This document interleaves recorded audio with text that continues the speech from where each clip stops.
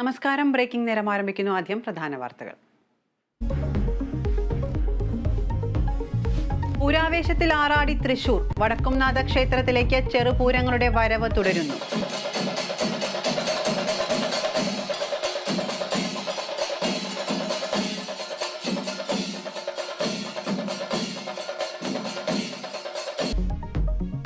മഠത്തിൽ വരവ് 11 മണിയോടെ.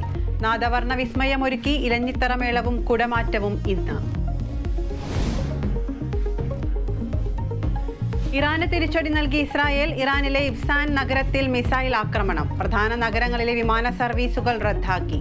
ഐക്യരാഷ്ട്രസഭയിൽ പലസ്തീൻ അംഗത്വം നൽകാനുള്ള പ്രമേയം വീറ്റോ ചെയ്ത് അമേരിക്ക.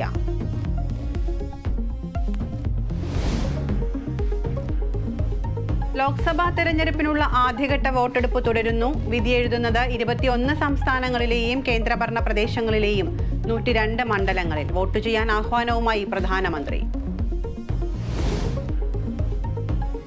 കേരളത്തിൽ വോട്ടെടുപ്പിന് ഇനി 6 നാൾ.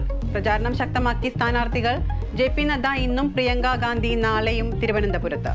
വടകരയിൽ കള്ളവോട്ട് തടയാൻ നടപടി ആവശ്യപ്പെട്ടുള്ള ഷാഫി പറമ്പലിന്റെ ഹർജി ഹൈക്കോടതിയിൽ.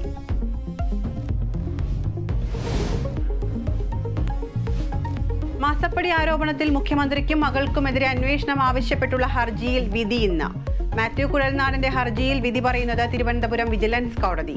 കോടതി നേരിട്ട് അന്വേഷിക്കണമെന്ന് ആവശ്യം.